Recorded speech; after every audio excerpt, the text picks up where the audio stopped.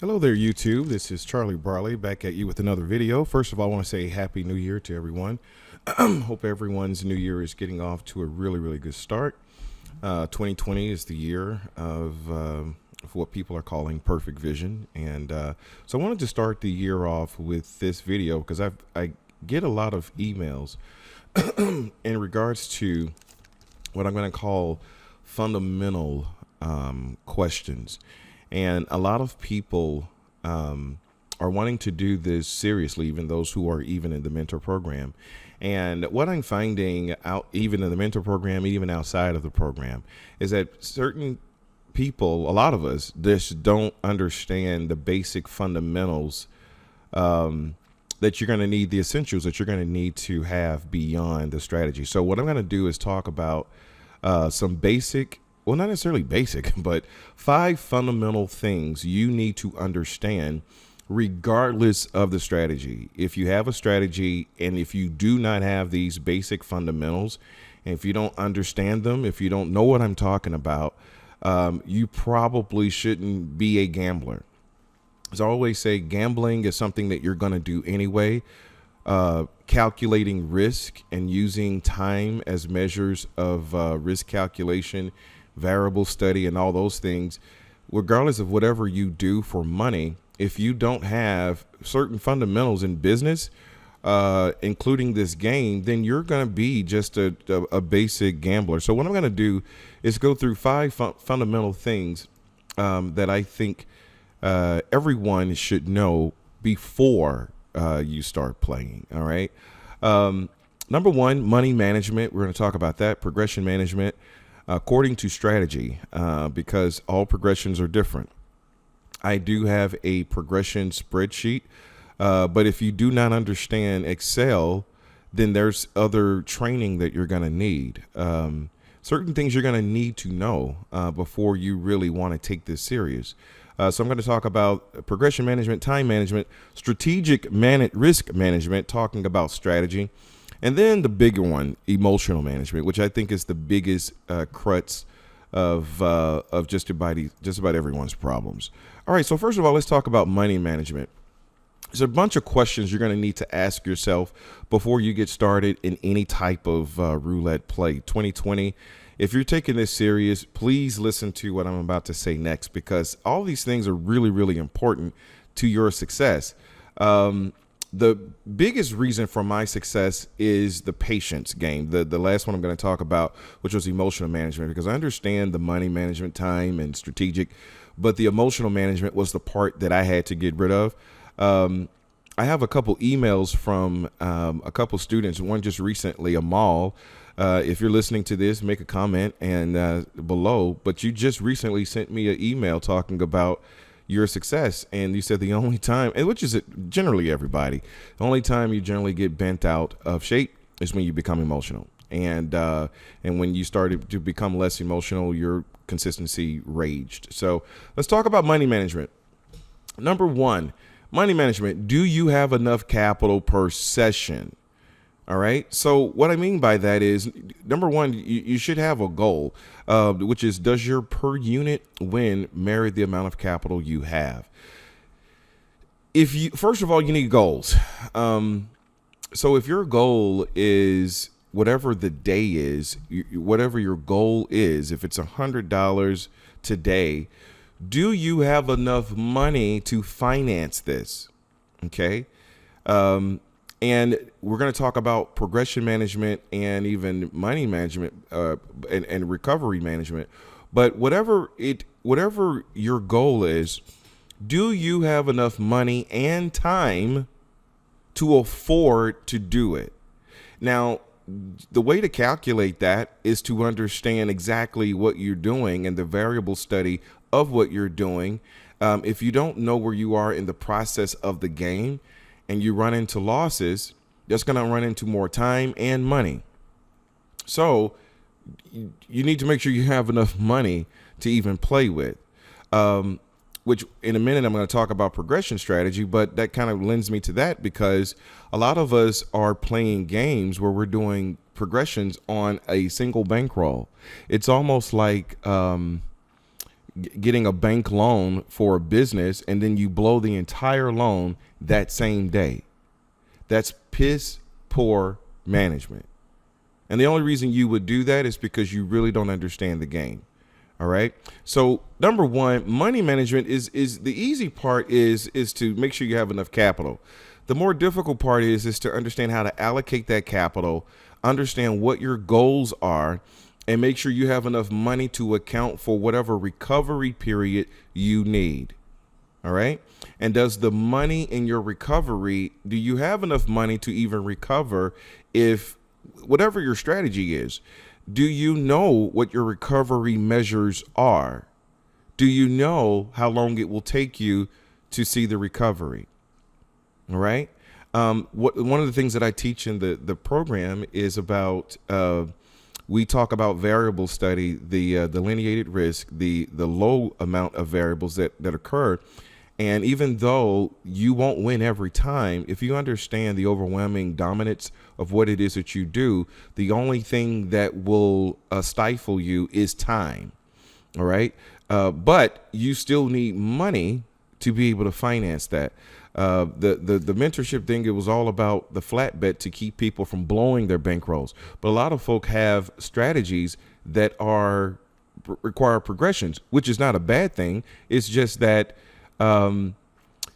with the progressions that you have, do you have enough money to afford to even play that way? All right, so let's just talk about progressions in a second. So real quick, money management, it's all about, do you have enough money to play according to your strategy? If you run the risk of blowing your entire bankroll in a single session because of progressions, you don't understand what you're doing enough, or you're not having enough patience, or you haven't studied it enough. All right.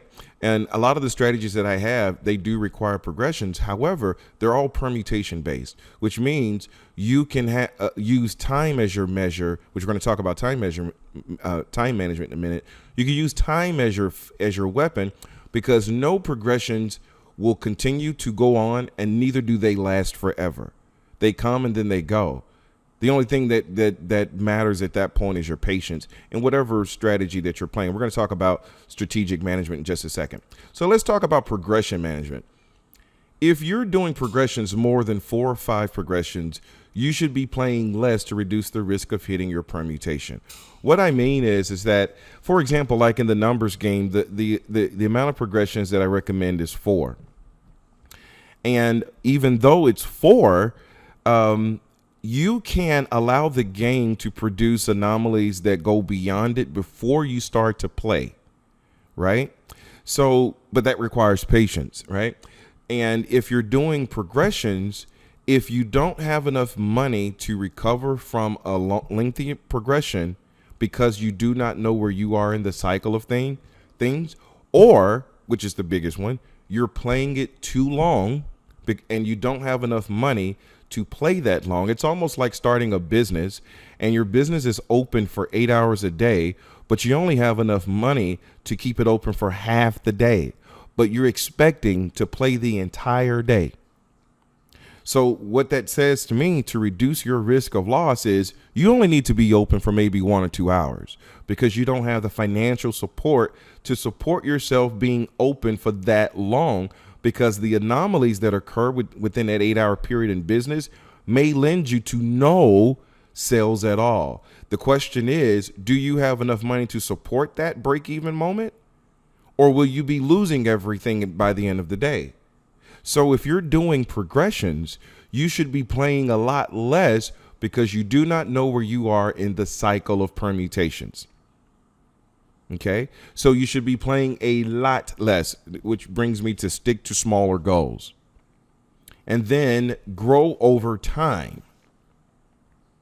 But certainly if you're doing progressions, which I have no problem with, zero problem with progressions. And even in my mentor class, even though I teach a flat bet, and if I ever decide to do team play, it will be progressions. And the only reason why is because it saves time. But you have to understand the anomalies upon which these progressions occur and the thresholds of those progressions. Like, how often do you see a certain thing produce a certain result for that long of period of time? Do you know what that is? Have you seen what that is based upon your strategy? Okay, because if you're doing progressions, yes, they save time, but you do need to know the thresholds so that you don't run yourself into long progressions that will zap up your bankroll, which is the whole point of sticking to smaller goals, because you do not know where you are in the permutative cycle of the game. If you're doing a basic permutation that few years ago, I did a video about permutations. If you're doing a basic repeat pattern permutations of 7, well, maybe the wise thing to do is allow the game to produce the first 3 or 4. Now that takes patience, but that's the wise thing to do. And then also the wise thing to do is to stick to smaller goals. The reason why that's a wise thing to do is because you just don't know where you are in the permutative cycle of the game. Okay, so I'm speaking more to people who have strategies and who are looking to maybe better themselves as being a more professional player instead of going out here just gambling. So money management and progression management kind of bridge the same ideology, because you're not going to be able to progress much if you don't have the money. And if you're blowing your money because you don't understand exactly what you're doing with your progressions or where you are in the game, if you don't study the game enough to know where the thresholds are. What I mean by threshold is you don't know when it's going to stop. Right? So you don't know that this permutation is only produced once every 2,000 spins. Like, do you know that? And if you don't know that, then you need to go back and study. And then when you start to play, stick to smaller goals and build over time. Really that simple. All right, so let's go to time management, which is a big thing, because time is money and money is time. And you could use time in a game that moves every 45 seconds to a minute and a half, and it has a limited variable system. The only thing that way you lose is because of patience, because whatever you would potentially lose to, you will not continue to lose to it because the game changes. So does your strategy use time as a weapon? If so, how does your capital match the amount of time you spend playing? Case in point, when I was talking about the business. Well, the only way you know that your output for the day is $500 for an 8-hour day of business is because you study the pattern of it. That's the only way you know that. So when you're studying your strategy, look and see how time can be a factor. Well, how do we use time? We allow the game to produce anomalies prior. These are for people who are using whatever strategy you have. This works for anything. Okay. So not necessarily the mentor program talk, but this is for anybody with a strategy. But you can use time as a weapon because the variables are constant and they're limited. So say for example, a red, red, red, black, black, black, that sequence will not continue throughout the day. But if that's your permutation, why don't you just wait till you see a few of them and then start to play? But that takes time. Okay. And time is money. Let me read this right here. If you don't know approximately when you can lose based on the flow of the game, be prepared to use time to bail you out. Meaning, if you lost whatever you lost, then so as long as you understand what you're doing, then it's just only going to be a matter of time. So as long as you know the variables upon your strategy. If you do not know the variables of your strategy, you're gambling. But the way to get around that, if you're using any of my stuff in any way, the only way to get around it is using time. It's the only thing you have to do. Because they're all permutation built, and they're built on the backside of risk when it comes to repeating patterns and permutations. So, but you just can't play it forever. This is the biggest problem that I see in the mentor programs, the biggest problem that I see when students, well, not so much students, when people buy strategies and they want to know how they can get more. And I say, well, no, more is not created at the moment. You do it over time. It's like building I'm right where I'm staying, right where I stay in Las Vegas. They're building obviously building a lot of buildings, but in front of where I stay, they're building a new casino. And I've been watching them build this building for maybe the past, 7 months. But one thing I could tell you is that it did not happen in 2 days. They are still building on this thing. I mean, right now the cranes are going. Because it's a matter of time. and you don't do it all today. But when you don't know where you are in the premeditative cycle of the game, you really should lower your goals and play less often. All right. Consistent, but lower your goals. All right. And then build over time. How long does it take you to recover on average? How long is a recovery period, and how long does this factor into your average time of play? One of my students, and I'm using you, Amal, because just your recent email, you talked about you only have a certain amount of time to play, but then when that time is up, you have to go to work. And sometimes you are missing out on wins because of your time. So you need to make sure that whatever your style of play is, you have the time to recover. Now, let's say you were playing a strategy and you lost to a certain permutation or whatever, but then you quit. That's not the time to quit, actually, because whatever you lost to is not going to continue to repeat. It's really the time to stay in. Okay. So which talks about emotional management. When you don't really understand what you're doing, it's really easy for the emotions to arise, especially when you think, oh, I've just lost something. That's the time to just try to make it up really quick. No. It's time to be patient, number one, but also it's not necessarily time to quit, but it's really more of a time to understand where you are. Okay. Where you are in the premeditative cycle of the game. Again, patterns do not continue to repeat throughout the day. So if you're going to use time as a weapon, that just means be patient and allow certain things to go first, even though like people who have the bundle package, you could use all those strategies differently, right? But what you also can do is just look at each of those strategies and see which one has gone the longest in terms of the deep analysis of the permutation. For example, like I was talking about, if the permutation is red, red, red, black, black, black, we'll allow it to go red, red, red, black first, and then just only use 3 progressions for black, black, black, or whatever the case is. Whatever the strategy is. What I'm saying is allow the game to produce some of the risk up front. That way you don't have to spend the money to do it. And the only thing it's costing you is time. But if you're winning and you're constantly growing, time is irrelevant. Because there's no cap on your money. So think about the time. How does your money adjust to how does your time adjust to the money and your strategy? All right. But if you don't know where you are, if you're just out here gambling, you have a strategy that you use and it works. The cool thing to do is to limit your amount of play, particularly if you're doing progressions. Okay, so these are just some basic fundamentals that I'm talking about. Let's talk about strategic management. What are your goals? Time, unit. Okay, so that's the number one thing. What are your goals? And then relative to your goals, does your strategy marry the type of goal that you have, and does your finances marry the type of goal that you have? What are your maximum thresholds, and how often do they appear? Do you know that? If you have the numbers game, it's really easy to see that. Actually, if you have the numbers, you can see it in any of those strategies, but you should know that. And the only way to know any of your strategy thresholds is to just study the threshold. And then you can use time as your weapon to overcome it. All right. So number 3, do you know where you are in a primitive? I've kind of talked about that before.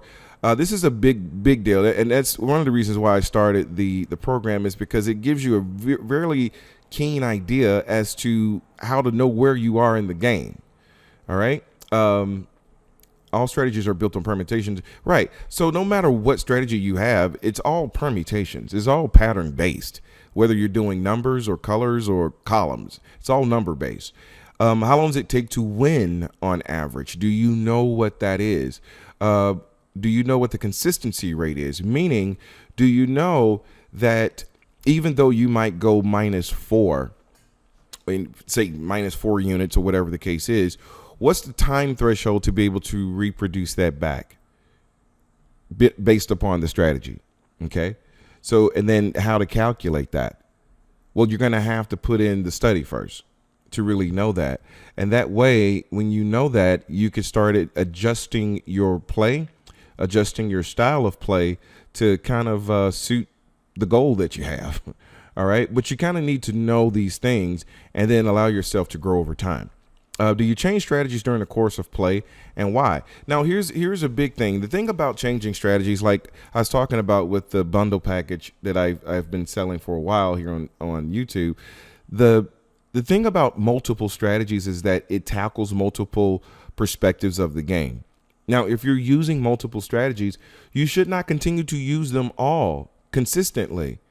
Like, lower your goals. Be more diverse if you're using strategies, but only look to win just a few. But the people's biggest problem is that they're trying to go in business for 8 hours a day with only 3 hours of funding. That's primarily the problem. So maybe it's yours. I don't know, but you need to really think about the strategy. What strategy that you're using? What are the thresholds, and how can you use time as your weapon to lower your progressions if you're doing progressions? If you're not doing progressions, you're doing a flat bet. Well, one of the things I talk about is a maximum consecutive loss. And the reason why that's important is because when you have an understanding of the floor of the game, your maximum progressive loss is going to be limited really significantly. And with that, you'll be able to make progressions after that. But you could build upon it from the flat bet, and that way you won't ever really blow your bankroll. The only thing you'll be blowing is time, if that's the case. But time is irrelevant when you don't have a financial cap, meaning you could always increase the minimum. So time becomes slightly irrelevant when you think about it from that perspective. All right. Last but not least, emotional management. Control your emotions through knowledge. People's biggest issues with the game is not so much the strategy, because any single strategy could possibly win one time every day, honestly. The problem is that when it does not win, a lot of even my students become very emotional, and I have emails. And if any of my students is listening to this, guys, chime in on that comment box, because people don't believe I'm telling you guys the truth. But I get these emails and people constantly say, it's my fault. I lost a few units and I was quickly trying to redeem it. You can't do that. Listen, if you're playing football, it's the first quarter of football. You go down maybe 2 or 3 touchdowns. Well, you can't make it the fourth quarter within the next few moments. You can't rush it. You still have to play out the rest of the game. All right. If you're down, you don't change your playbook. You don't all of a sudden start throwing bombs. You still have to play the game, and it's still going to require some time. So think about that when you're becoming emotional. Take a break when you start to think emotionally when playing. If you become down and you become emotional, and you think you want to do more to try to hasten up the time because you're becoming impatient, just know that. I told one of my students, get yourself some flashcards when you're playing, something that can remind you that you need to be patient. You need to think about what you're doing, and don't do this through. If you ever are emotional, it's because you don't have enough knowledge. That's how you overcome your emotions, is through knowledge, right? Think about a lion tamer. The only reason he can jump in the den is because he understands the nature of the lion. But if I jumped into the same lion den, I'm going to be running and screaming. I'm going to get bit. I'm going to get emotional because I don't understand what I'm doing, and it's leading to my demise. That's the same thing that happens in the game of roulette. Emotional management, guys, is probably the biggest thing, right?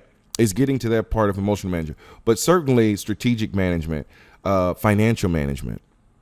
All right. Do you have enough money to afford this? If you're doing progressions, you certainly should be playing. The thing about progressions is that it runs you into a high percentage of a very low percentage, of risk.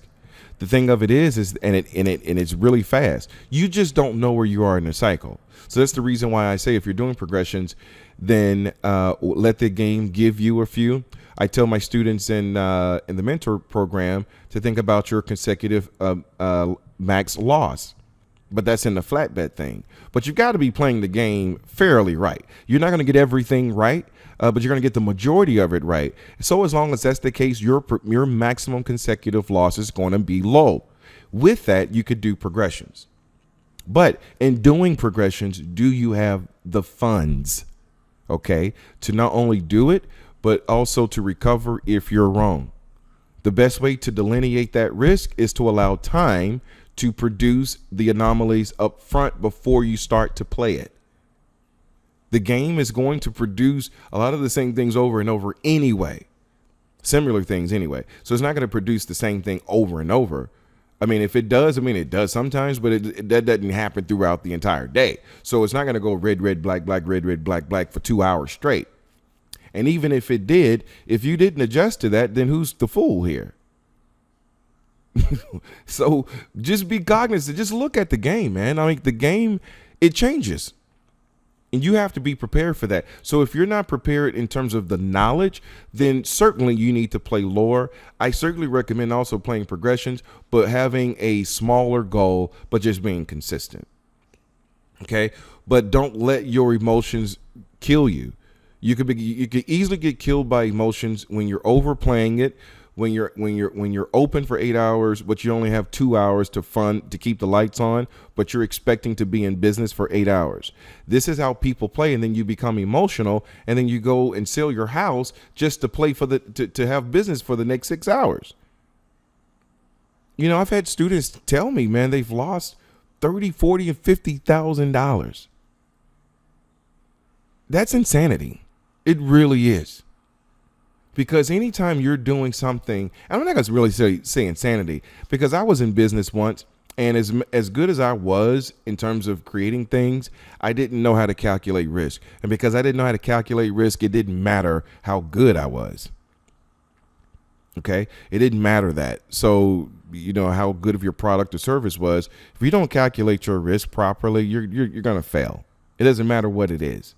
All right. So it's one of the reasons why we use time as a weapon in a game that has limited variables. The stock market, it may have limited variables. You just can't calculate them. It's a whole lot more than 36. OK, so it's no reason for you not to have success with this. But if you think that you're going to be playing for 2 and 3 hours and you don't have the financial support to support that, and you really don't know where you are in terms of the game, be prepared to just take a loss eventually, because you're really gambling. All right. Don't chase losses. Allow time to do the work for you. We've kind of talked about that. Being patient must come with reasons. Emotional reasons is not one. Here's what I mean. I kind of talked about that earlier. If you're down and you say, hey, man, I'm just going to take a break. I'm not going to do anything. I'm just going to be patient. Well, patience is cool, but why are you being patient?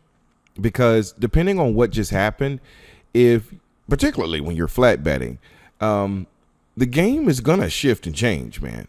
You know, for all my students who know what 3 and under means, we see strings and strings and strings of that. Right. You know, but sometimes because we're trying to be too robotic and do things so systematic, when the game changes, it's almost like I'm going to run a passing play every second down. Every time second down comes, I'm going to run a pass play. Well, you can't really play it that way. All right. Because the game changes too much. All right. So emotional management is really a part of knowledge. You just got to know what you're doing. And then that with in turn simmer down your emotions. Master your emotions like a pilot. One of the best analogies I can give you guys, because I used to study, I still have a few hours from achieving a pilot's license, but I've gotten older and I'm kind of afraid. But one of the things I learned when I was studying aviation was to trust the instruments. Now, the only way I could trust the instruments in flying at 20,000 feet, not seeing anything but clouds, is to understand the whole concept of the plane. To understand the whole concept of avionics, I had to study. And then before I don't have my license or anything, but before I could even get in the plane, I had to go through so much studying. because what they were trying to get me to do is to understand that, listen, when you're in the clouds, you don't see these air pockets. I was just recently looking at a really turbulent. I wish I could pull it up. Let me see if I can. No, anyway, I'll just wait. But if you go on YouTube and type in Frontier Airlines turbulence, the horrible turbulence, right? But the plane didn't crash, right? So why didn't the plane crash? It's because just because in the middle of the flight you experience turbulence, so long as you understand that it's not going to last long, there's no reason to go and land a plane or to crash the plane, because you understand that even though you can't see what's going to happen next, there's going to be this big turbulence coming. Only thing you got to do is just make sure you don't crash it. It's just hold on tight and adjust your instruments or whatever the case may be, and know that, hey, yeah, it's turbulent, but it's not going to remain that way. Okay. But that's the whole point of roulette, is to understand where you are in the game and not become emotional when the game becomes turbulent. You might lose -4, but then there'll be a string of 80. I just had one of my students had a string of 83 under. So everything comes in time. Right. And I'm telling you guys, the biggest hurdle to mastering this game is going to be mastering yourself. I didn't really mean to be this long. Of course, you know, guys, I have a tendency to talk quite a bit, but I think if you can get yourself really solid here with the fundamentals, money management, making sure you have enough, progression management, making sure you're using time as a weapon. If you don't have the money to do progression, make sure you're doing smaller progressions. The way you could do that is by allowing whatever strategy you use, allowing the game to produce some of the risk up front for you. But that just takes time. And time management, you have to marry that with your money. How much time do you have according to your strategy, according to your goal? And then with that, do you have enough money to afford it? Or are you expecting to be open for 8 hours a day with just enough money to pay for 2 hours of lights? Okay, you got to think really, really simple about the fundamentals, and then implement that into your strategy. Strategic risk management. Do you understand your strategy enough to know how it's reducing the risk and understanding how time is a factor in that? All right. If you don't understand those things, seek to understand it. If you're going to be doing this anyway, if you're putting real money out here, why not seek to know as much as you can? Why not? Why not go about this to the point where you're pretty solid on the risk or the time risk management? If you don't know this stuff, you need to rethink it. And if you have emotional problems and you can't control those emotions, it didn't really matter your strategy or your money management. You can have all the money in the world and you'll blow it. People do it every day, all day in Vegas. Okay. All right, guys. So listen, man, I just wanted to talk about the fundamentals, man. Get your fundamental game right. Become really sound in your progressions. If you need that progression spreadsheet, I can get it to you, but I'm not going to teach you Excel. All right. If you don't know how to calculate your strategic risk in terms of the strategy according to the game itself, I don't think you know enough, which is fine. You don't necessarily have to know enough. Only thing you have to do is not play so much. All right. And then pick the best times to play, which means you have to be patient. Allow the game to produce anomalies for you. All right. But if you just saying to yourself you don't have the patience for it, then just know that that's your answer. And if you don't have the patience for it, my question is, what do you have the patience for? What is it that you have the patience for? Because if you have patience for things more that you have more of a grasp on, or things that you don't have to think too much about, then guess what? Your output or your income may be limited, because the risk in time or knowledge is very minimum on your part. It's just like taking a job at McDonald's. Well, your risk is really, really low because a lot of the stuff is kind of done for you. It's the reason why they don't pay as much. It's much different than a neuron surgeon. It's a little different. The study's a lot more complex, but so is the money. So is the payout. So is the time. Okay? So don't think that this game is just a game. It works like anything else you do. Any business that you do. It's going to require fundamentals. It's going to require understanding of how to do it, why to do it. I talk about patience, but why to be patient? There's a reason for patience, but are you too patient? Are you being patient without a reason? Or you're just afraid? If you're afraid, then that means you don't know enough. It means you don't have enough knowledge. Okay? It only took me 3 years to really get this down. And when I say 3 years, I'm talking day in and day out study. And even though I teach people how to do it, it's still, I don't teach people to do it from do this, do that, and then you're going to win. I teach you the understanding of the game because I force people to learn it themselves. Because you have to break down yourself. You're going to have to break down your own barriers. But trust me when I tell you, we do have people who are doing really well. Okay. And there are people who are not even in my program who do very well. I get emails from everybody.